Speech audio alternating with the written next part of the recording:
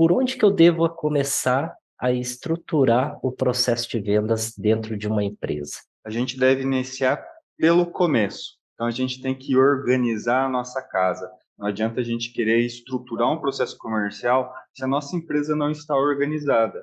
Então, o comercial ele é um dos braços da empresa. Eu não posso definir metas ou uma estrutura para o comercial apenas. Então, a gente tem que olhar para a empresa como um todo. Nada adianta eu querer vender para 1.000 clientes, sendo que eu tenho capacidade de atender apenas 500.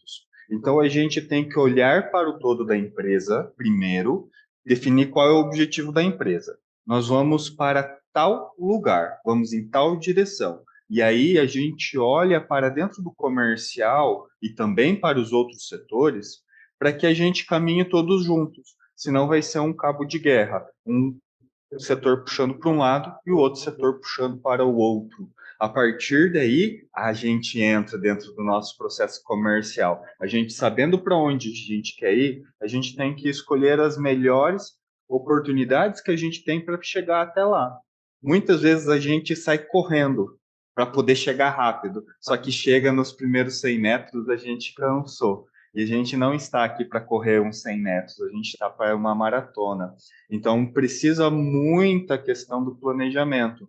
Então, como que a gente vai fazer para chegar onde a gente deseja? Ah, eu quero vender para 1.000 clientes. Ótimo, definimos o operacional, definimos o pós-venda, definimos o nosso suporte. Então, agora vamos definir o nosso comercial. Vamos colocar metas. Então, quando eu atingir tal meta, a gente vai tomar uma nova ação para que a gente possa ser gradual. Muitas pessoas pensam que eu vou para Curitiba, então são quase 500 quilômetros aqui de Cascavel.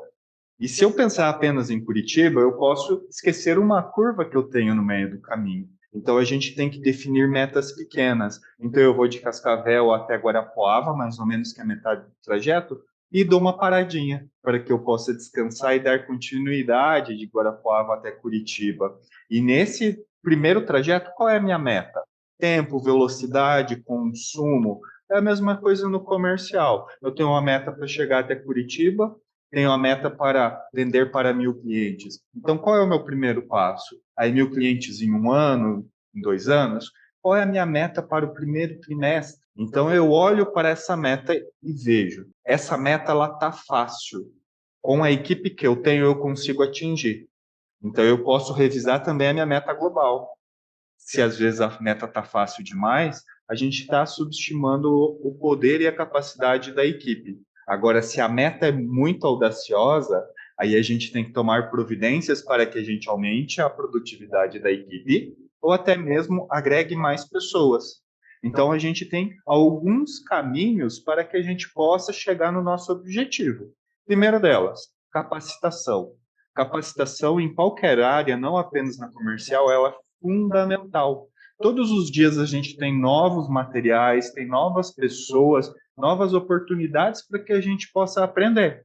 E o nosso cliente também não fica parado. Então a gente tem que estar atento, saber o que o nosso cliente quer para que a gente possa se formar, estudar, buscar por conhecimento para que a gente possa atender a necessidade dele. Caso contrário, a gente vai ficar para trás. Com o estudo, a gente não vai conseguir também atingir a nossa meta? Ótimo. O que a gente pode fazer? Trazer novas pessoas para a equipe. Mas nem sempre agregar pessoas à nossa equipe, ela vai dar uma produtividade maior. Então a gente tem que olhar isso com muito carinho. Aí vem a questão de processos. E na minha visão, ela tem que vir antes de qualquer uma dessas coisas. A gente estuda, entende o nosso negócio, e aí a gente determina quais os processos a gente está fazendo no momento. E a gente olha com muito carinho para esses processos, para que a gente possa ver se temos oportunidades de otimização. Muitas vezes a gente perde muito tempo fazendo atividades que não geram resultado para a gente. Por exemplo, eu estou entrando em contato com um cliente já pela 10ª vez. Eu estou perdendo tempo. O Uhum. cliente, na 10ª vez, já não quer saber de mim. Então, muitas vezes, o nosso processo ele pode ser mais curto e eu posso deixar de atender um cliente que não me quer para eu buscar um cliente que é de fato interessante para mim.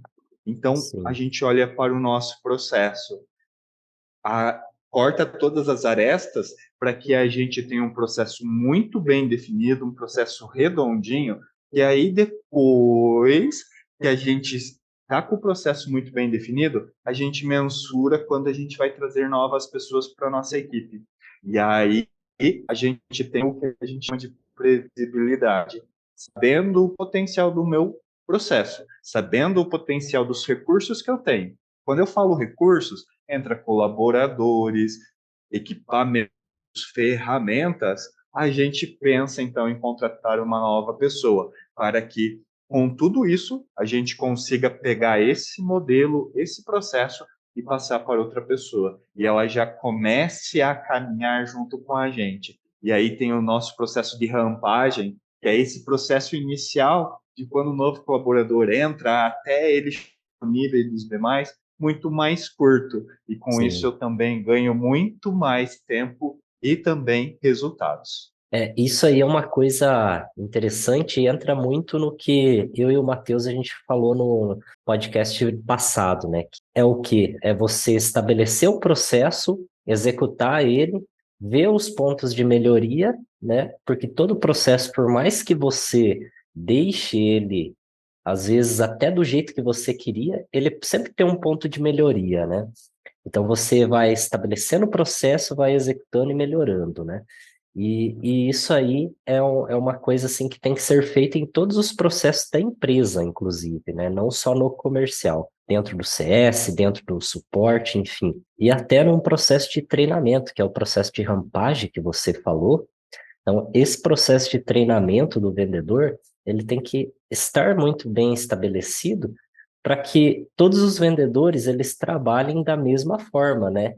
E não fique um mandando uma proposta pelo Excel, o outro mandando um PDF, o outro mandando uma proposta só num texto escrito, né? Então a gente tem que ter padrões dentro da nossa empresa. E temos que ficar felizes quando todos eles mandam, porque existem muitos casos que os vendedores nem mandam proposta. Você pede informações para ele, ele é curto e grosso, direto. E não é isso que o cliente deseja. Então, quando a gente tem tudo isso padronizado dentro de um processo, fica muito fácil. E aí o William sai de férias. Então, o Matheus vai poder dar continuidade no trabalho do William sem que o cliente veja que é outra pessoa. Ele sabe que mudou a pessoa que está atendendo ele a partir do momento que o William se ausentou por conta das férias, mas o atendimento continua o mesmo, porque o processo existe e o Matheus sabe em qual etapa do processo o William parou. Isso também é muito importante, a gente ter as informações do atual momento de todos os nossos clientes.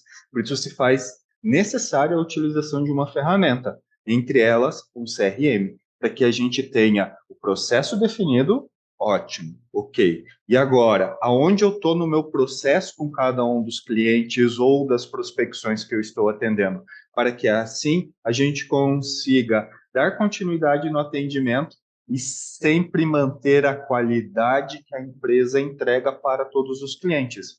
Outro aspecto muito importante é a questão da rotatividade. Muitas vezes a pessoa sai da empresa e leva junto com ela todo o trabalho que ela já fez, até mesmo as informações dos clientes que ela captou. E aí o que acontece? O William ou o Matheus, que vai dar continuidade do trabalho do Rafael que saiu, eles não sabem com quem o Rafael estava falando. E aí eles acabam perdendo oportunidades que foram iniciadas por esse colaborador que saiu da empresa, porque não tem informação nenhuma.